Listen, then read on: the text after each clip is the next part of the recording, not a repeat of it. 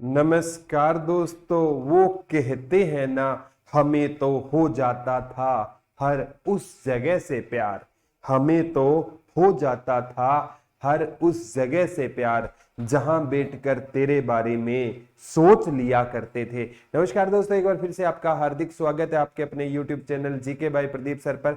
और प्यारे बच्चों, जैसे आपको पता है सब इंस्पेक्टर का एग्जाम ये मत मान के चलो नहीं होगा, 26 तारीख को होगा। और फीमेल कांस्टेबल का 18 और 19, उस हिसाब से ना हरियाणा जीके की इंपॉर्टेंस मद्देनजर रखते हुए और प्यारे बच्चों 10 तारीख से ना मैं आपकी लाइव क्लास भी स्टार्ट कर दूंगा। तब तक प्यारे बच्चों सबसे इंपॉर्टेंट है मेन चीजें आपको हरियाणा पुलिस के एग्जाम में। तो जो सबसे इंपॉर्टेंट चीजें रहने वाली है वो क्या रहेगी, वो एक हरियाणा जीके, तो उसके आज सिलेक्टेड क्वेश्चन पढ़ेंगे और साथ में इंडिया जीके के भी मिक्स क्वेश्चन पढ़ेंगे। यह क्वेश्चन आया था, हरियाणा सीमा में थार रेगिस्तान की उपस्थिति के कारण क्या होता है, रेत प्रवासन होता है। क्या होता है? जय मां सरस्वती का नाम लेके कोई चीज की शुरुआत कीजिए। किसकी? जय मां सरस्वती का नाम लेके कोई चीज की हमें शुरुआत करनी है। तो थार मरुस्थल के कारण ना नजदीकी के कारण हरियाणा में क्या होता है, रेत प्रवासन होता है। और यहाँ से क्या क्वेश्चन आएगा, विश्व का सबसे बड़ा मरुस्थल कौन सा है? ये आ चुका है, विश्व का सबसे बड़ा मरुस्थल कौन सा रहेगा? तो विश्व का सबसे बड़ा मरुस्थल रहेगा सहारा मरुस्थल रहेगा। सहारा मरुस्थल कितने देशों में फैला हुआ है? 11 देशों में फैला हुआ है। और एशिया का सबसे बड़ा मरुस्थल कौन सा रहेगा? एशिया का सबसे बड़ा मरुस्थल कौन सा रहेगा? तो एशिया का सबसे बड़ा मरुस्थल गोबी मरुस्थल रहेगा, जो किसकी सीमा पर है? चीन और मंगोलिया की सीमा पर रहेगा। और भारत का सबसे बड़ा मरुस्थल कौन सा रहेगा? तो भारत का सबसे बड़ा मरुस्थल है ना, यही थार मरुस्थल रहेगा, कौन, जो राजस्थान में है। तो इसकी के कारण हरियाणा में क्या होता है, रेत प्रवासन होता है। और एक बार आया था, हरियाणा की मिट्टी की सबसे बड़ी समस्या कौन सी रहेगी? तो मृदा अपरदन रहेगी। और मृदा अपरदन को क्या कहा जाता है प्यारे बच्चों? रेंगती हुई मृत्यु के नाम से जाना जाता है। मृदा अपरदन को अन्य किस नाम से जाना जाता है? रेंगती हुई मृत्यु के नाम से किसको जाना जाता है? मृदा अपरदन को जाना जाता है। और लाल चेस्टनट मिट्टी पूछी गई थी, कहाँ पाई जाती है? तो यमुनानगर में कौन सी मिट्टी पाई जाती है? लाल चेस्टनट मिट्टी पाई जाती है। एक क्वेश्चन प्यारे बच्चों ये आया था, आगामी एग्जाम में भी क्वेश्चन बन सकता है कि नदिया एक्सप्रेस के नाम से किसे जाना जाता है? झूलन गोस्वामी को नदिया एक्सप्रेस, नदिया एक्सप्रेस के नाम से किसे जाना जाता है? झूलन गोस्वामी को जाना जाता है। और झूलन गोस्वामी है ना, ये फीमेल क्रिकेटर है और इसने ना क्या लिया है, भारत के लिए सबसे ज्यादा विकेट लिए है। इसको नदिया एक्सप्रेस के नाम से जाना जाता है। जैसे रावलपिंडी एक्सप्रेस के नाम से ना शोएब अख्तर को जाना जाता था। किसको जाना जाता था? शोएब अख्तर को जाना जाता था, पाकिस्तान के तेज गेंदबाज थे। इस झूलन गोस्वामी को नदिया एक्सप्रेस के नाम से जाना जाता है। ये भी क्वेश्चन आ सकता है प्यारे बच्चों। एक एग्जाम में ये क्वेश्चन आया था, हरियाणा सरकार ने सिंचाई के लिए 1 लाख नए खालिस्तान का लक्ष्य निर्धारित किया है। 1 लाख सौर जल पंप, हरियाणा सरकार ने 1 लाख सौर जल पंप का निर्णय लिया है। हरियाणा सरकार ने 1 लाख सौर जल पंप का क्या लिया है निर्णय? तो हरियाणा की सोलर सिटी पूछे, सोलर सिटी पूछे तो कौन सी हो जाएगी? हरियाणा की सोलर सिटी कौन सी हो जाएगी प्यारे बच्चों? गुरुग्राम हो जाएगी। कोल सेंटर कैपिटल पूछे ना, कोल सेंटर कैपिटल कौन सी हो जाएगी? तो कोल सेंटर कैपिटल भी कौन सी हो जाएगी प्यारे बच्चों? गुरुग्राम हो जाएगी। सिटी ऑफ मिलेनियर पूछे तो भी गुरुग्राम हो जाएगी। कोई भी क्वेश्चन आए ना तो उसका आंसर क्या होगा आपका? गुरुग्राम होगा प्यारे बच्चों। आगामी एग्जाम में भी ये क्वेश्चन आ सकता है। एक क्वेश्चन ये आया था, खालिस्तान में ठोस कचरा प्रबंधन संयंत्रों को विकसित करने के लिए हरियाणा सरकार ने जेबीएम पर्यावरण प्रबंधन समूह के साथ हाथ मिलाया है। तो ये प्यारे बच्चों सोनीपत में ना 20 एकड़ में बनेगा कचरे को रोकने के लिए। सोनीपत में ना, सोनीपत में कितने एकड़ में बनेगा? कचरे से 20 एकड़ में प्लांट लगेगा। और ये किस कंपनी की सहायता? जेबीएम। जेबीएम की स्थापना कब हुई? 2008। और आप प्यारे बच्चों जेबीएम की हमें फुल फॉर्म में बताना। तो ये याद दिल्ली में हुई थी। जेबीएम की स्थापना हिंट दे देते हैं, कहां पर हुई थी? दिल्ली में हुई थी। एक ये क्वेश्चन आएगा प्यारे बच्चों, गुमशुदा वाहनों की खोज के लिए हरियाणा पुलिस द्वारा लॉन्च किए गए मोबाइल ऐप का नाम क्या रहेगा, यानी गुमशुदा वाहनों की जांच करने के लिए, गुमशुदा वाहनों की जांच करने के लिए कौन सी ऐप लॉन्च की गई है, तो मैच एंड कैच ऐप। कौन सी? मैच एंड कैच ऐप, ये गुमशुदा वाहनों की। और प्यारे बच्चों, गुमशुदा बच्चों की खोज करने के लिए कौन सी क्या किया गया था, एक गुमशुदा बच्चों की खोज करने के लिए एक ऑपरेशन चलाया गया जिसका नाम क्या था, ऑपरेशन मुस्कान था। ठीक है, ऑपरेशन मुस्कान गुमशुदा बच्चों की जांच करने के लिए थी और गुमशुदा वाहनों की ये ऐप है। और ये क्या था, एक ऑपरेशन चलाया गया था, हरियाणा सरकार के द्वारा चलाया गया था। आगामी एग्जाम में भी आ सकता है प्यारे बच्चों। आगे एक क्वेश्चन आया था प्यारे बच्चों, आगामी एग्जाम में क्वेश्चन, गारो खासी पहाड़ियां कौन से राज्य में स्थित है, मेघालय, जिसे पूर्व का स्कॉटलैंड कहा जाता है। गारो खासी जयंती की पहाड़ियां कहां पर रहेगी, मेघालय में रहेगी। मेघ प्लस आले, जहां वर्षा ज्यादा होती है, इसे क्या कहा जाता है, पूर्व का स्कॉटलैंड कहा जाता है। पूर्व मेघालय को क्या कहा जाता है, पूर्व का स्कॉटलैंड। यहाँ पर यह बादलों का घर भी किसको कहा जाता है, मेघालय को कहा जाता है। ठीक है, पूर्व का स्कॉटलैंड है ना, यूनाइटेड किंगडम का देश है जिसकी राजधानी एडिनबरा रहेगी, ये याद कर लेना। और मेघालय की राजधानी पूछे तो कौन सी हो जाएगी, शिलोंग हो जाएगी, ये भी पूछा गया है प्यारे बच्चों। आगामी एक एग्जाम में क्वेश्चन आया था प्यारे बच्चों कि तैमूर ने हरियाणा पर कब हमला किया था, ये थोड़ा सा इंपॉर्टेंट है। तैमूर ने हरियाणा पर कब हमला किया था, तो तैमूर ने हरियाणा पर 1398 ईस्वी में तैमूर ने हरियाणा पर क्या किया था, हमला किया था। और तैमूर लंग है ना, ये कहाँ होता हुआ आया था, पहले तैमूर लंग प्यारे बच्चों सिरसा होता, ये फतेहाबाद पहुंचा था और फतेहाबाद होता हुआ ये हिसार पहुंचा था और हिसार से आगे ये कहाँ गया था, दिल्ली। और दिल्ली इसने ना लाखों हिंदुओं के मौत को घाट उतारा था। तो ये आ सकता है तैमूर लंग ने जब आक्रमण किया ना, उस टाइम भारत पे कौन से वंश का शासक था, तुगलक वंश का। और प्यारे बच्चों, एक तुगलक वंश का नसीरुद्दीन एक क्या होता था, राजा होता था तुगलक। और जब तैमूर यहाँ से वापिस गया ना, तो तैमूर अपने जीते हुए प्रदेश, ये याद कर लेना, तैमूर लंग है ना, तैमूर लंग अपने जीते हुए प्रदेश, अपने जीते हुए प्रदेश किसको सौंप कर चला गया था, तो ये अपने जीते हुए प्रदेश है ना खिजरा खां को सौंप कर चला गया था।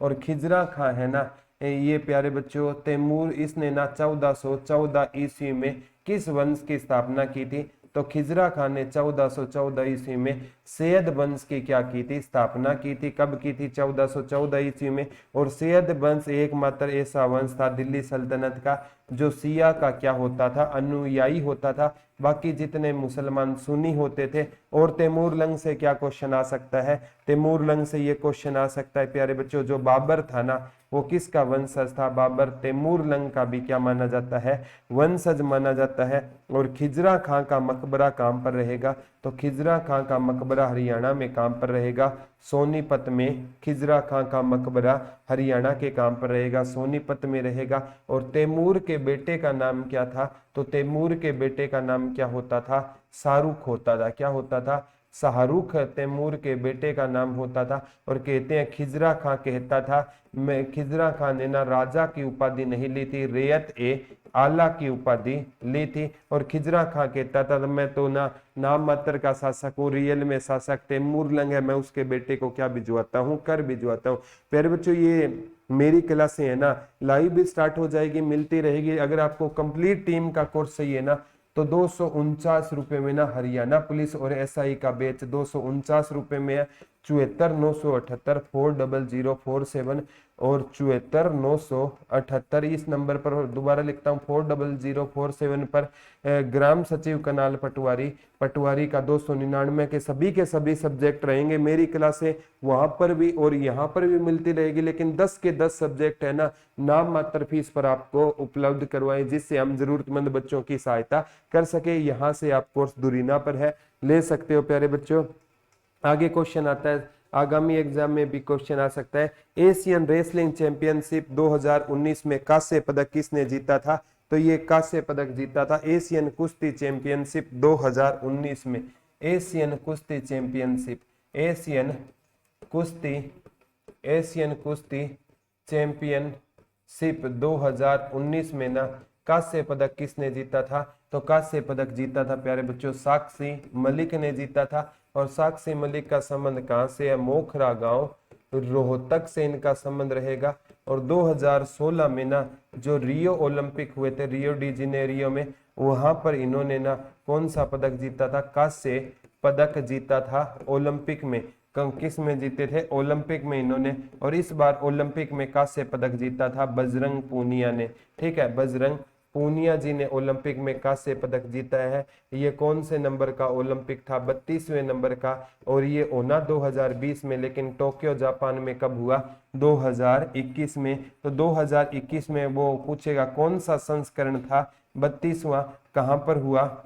टोक्यो जापान में हुआ। और 33वां संस्करण कहां पर होगा? तो 2024 में पेरिस में होगा। और 31वां संस्करण कहां पर हुआ था? रियो डी जेनेरियो में हुआ था। तो ये सारी की सारी चीजें है ना याद कर लोगे तो प्यारे बच्चों बहुत ज्यादा। और ओलंपिक में जो शुरुआत में अगुवाई की थी ना दो भारतीय, एक मनप्रीत सिंह हॉकी के कप्तान थे, एक MC मेरी कॉम थी, और समापन में बजरंग पूनिया जी ने इसका क्या किया था? समापन में ध्वजारोहक थे। आगे क्वेश्चन आ सकता है आगामी एग्जाम में प्यारे बच्चों, क्वेश्चन कोई भी एग्जाम में आ सकता है। ठीक है, ये क्वेश्चन आया था कि हरियाणा का पहला हिंदी समाचार पत्र किसने प्रकाशित किया था?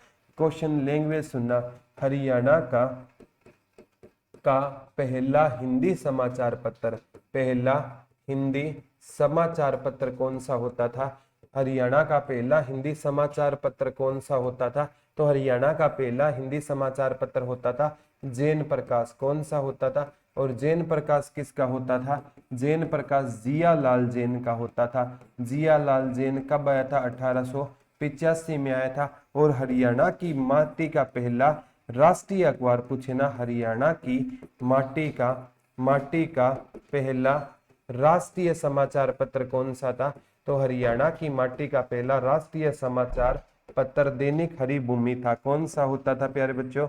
दैनिक हरिभूमि होता था। कौन सा होता था? दैनिक हरिभूमि होता था। जो कि पूर्व इससे पहले वित्त मंत्री होते थे कैप्टन अभिमन्यु, उनके स्वामित्व वाला अखबार जो रोहतक से प्रकाशित होता है वो राष्ट्रीय समाचार पत्र, और ये पहला हिंदी समाचार पत्र था। अब मेरे हिसाब से प्यारे बच्चों अब कोई दिक्कत नहीं है। एक आया था प्यारे बच्चों ओटू बैराज, ये किसका? मिट्टी का बना हुआ है, अर्थात कंक्रीट का न बना। तो सबसे बड़ा मिट्टी का बैराज कौन सा रहेगा? तो मिट्टी का बैराज कौन सा रहेगा?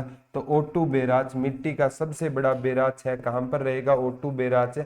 सिरसा में रहेगा। और किस नदी पर रहेगा? घग्गर नदी पर रहेगा। ओटू बैराज कहां पर रहेगा? सिरसा में रहेगा। और ओटू बैराज किस नदी पर रहेगा? घग्गर नदी पर। कौन सा बैराज रहेगा? ओटू बैराज रहेगा। हरियाणा का सबसे बड़ा मिट्टी का बांध है ओटू बैराज है। ये क्वेश्चन आया था हरियाणा में मिट्टी का सबसे बड़ा बांध कौन सा है? ओटू बैराज।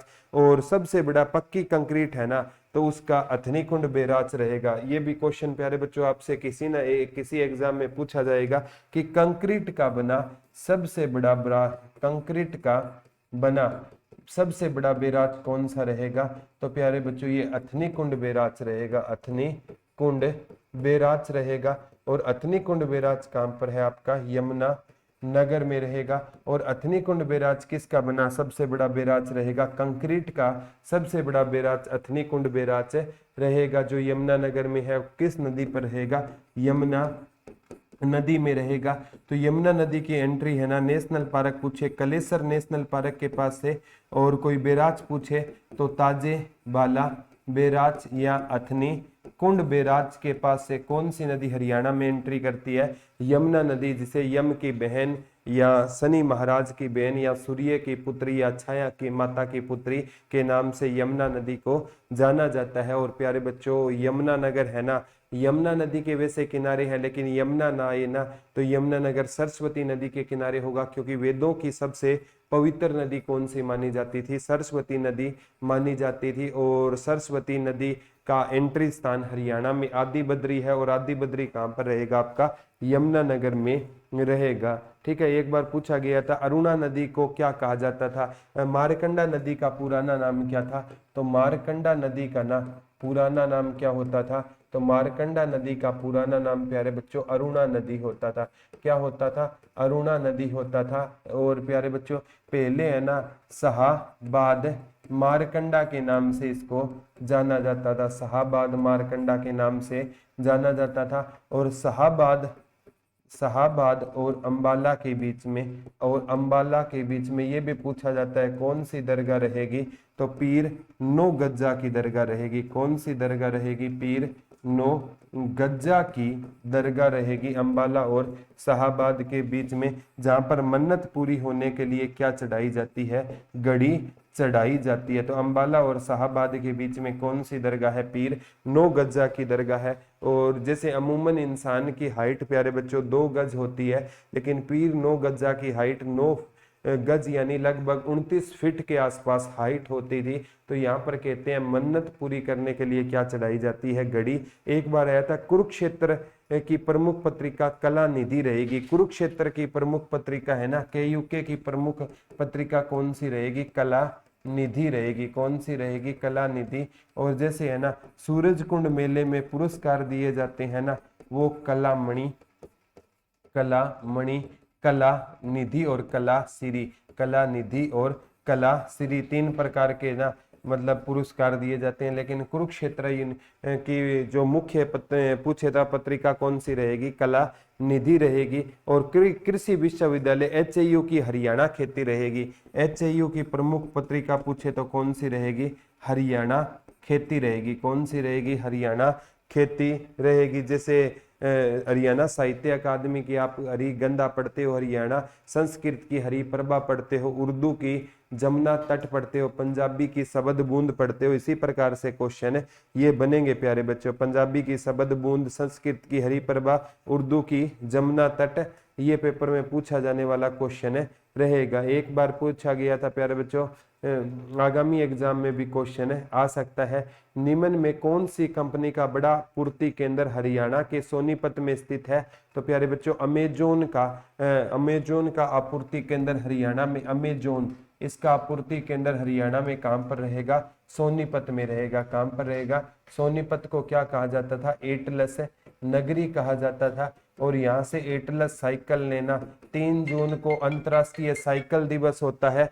और अंतर्राष्ट्रीय साइकिल दिवस पर ना यहाँ पर क्या कर दिया गया, इस कंपनी ने अपना क्या कर दिया गया, शोरूम में बंद किया। ये भी पूछा जा सकता है इस कंपनी ने अपना शोरूम बंद कब किया था, तो अंतर्राष्ट्रीय साइकिल दिवस के दिन इसने अपना शोरूम क्या किया था, बंद किया था। ऐसे ये वो सिलेक्टेड क्वेश्चन है प्यारे बच्चों जो एग्जाम में आएंगे। और मैं ना मतलब सिलेक्टेड क्वेश्चन करवाने की कोशिश करता हूं जो एग्जाम में या तो आए हो या आने के चांसेस रहेंगे। ठीक है, इसी प्रकार एक बार पूछा गया था चंद्रकूप है ना, इसका निर्माण है ना किसने कराया था, महाभारत काल में युधिष्ठिर ने करवाया था।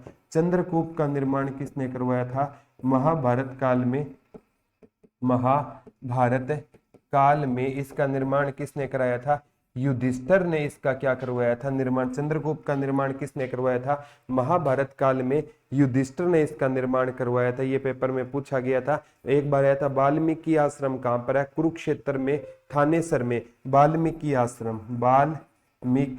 आश्रम कहां पर रहेगा, तो वाल्मीकि आश्रम है ना ये थानेसर में रहेगा। और थानेसर कहां पर रहेगा, कुरुक्षेत्र में रहेगा। और प्यारे बच्चों थानेसर कुरुक्षेत्र में ही क्या है, हरियाणा का ताजमहल रहेगा। क्या रहेगा, हरियाणा का ताजमहल रहेगा। और प्यारे बच्चों हरियाणा का ताजमहल किस मकबरे को कहा जाता है, शेख चिल्ली के मकबरे को क्या कहा जाता है, हरियाणा का ताजमहल कहा जाता है। शेख चिल्ली का मकबरा कहां पर रहेगा, थानेसर कुरुक्षेत्र में किसका मकबरा रहेगा, शेख चिल्ली का मकबरा रहेगा। ये प्यारे बच्चों दारा सिकोह जो शाहजहां का बेटा होता था ना उसके क्या होते थे, धर्मगुरु। और ये मकबरा कब बना, 1650 में ये मकबरा बना था। ये एक आगामी एग्जाम में प्यारे बच्चों जो भी क्वेश्चन करा रहा हूं ना उनका आपके लिए महत्व जरूर होगा। एक एक नंबर प्यारे बच्चों आपके लिए इंपॉर्टेंस रखेगा।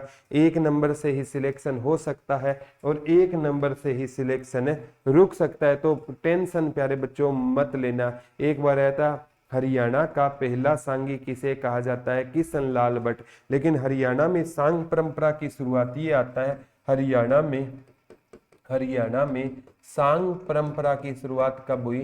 तो हरियाणा में सांग परंपरा की शुरुआत 1730 ईस्वी में हुई थी। शताब्दी पूछे तो 18वीं शताब्दी में हरियाणा में सांग परंपरा की शुरुआत हुई थी। और हरियाणा का ना पहला सांगी या सांग का पिता किसे कहा जाता है? किशन लाल भट्ट को कहा जाता है। किशन लाल भट्ट का संबंध कहाँ से होता था? यूपी मेरठ से होता था। लेकिन ये हरियाणा में सांग को प्रसिद्धि दिलाने का श्रेय दीपचंद बहमन को जाता है। किशन लाल भट्ट यूपी मेरठ से थे, लेकिन इनकी कर्म भूमि कौन सी होती थी? जैसे लाला जी की कर्म भूमि कौन सी होती थी? हिसार होती थी। उसी प्रकार किशन लाल भट्ट की कर्म भूमि कौन सी होती थी? रेवाड़ी होती थी।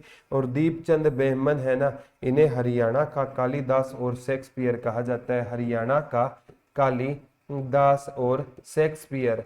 और कालिदास हरियाणा का पंडित लक्ष्मीचंद को भी कहा जाता है, लेकिन कालिदास और शेक्सपियर दीपचंद बेमन को कहा जाता है प्यारे बच्चों।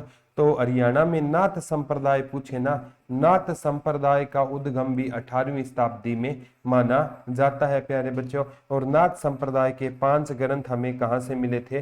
कुरुक्षेत्र से मिले थे। और हठ योग से किसका संबंध था? नाथ संप्रदाय का संबंध था। और नाथ संप्रदाय से संबंधित कोई आश्रम पूछे ना, नाथ संप्रदाय से संबंधित कोई आश्रम पूछे ना, तो ये आश्रम रहेगा प्यारे बच्चों अस्थल बोहर में। कहां पर रहेगा?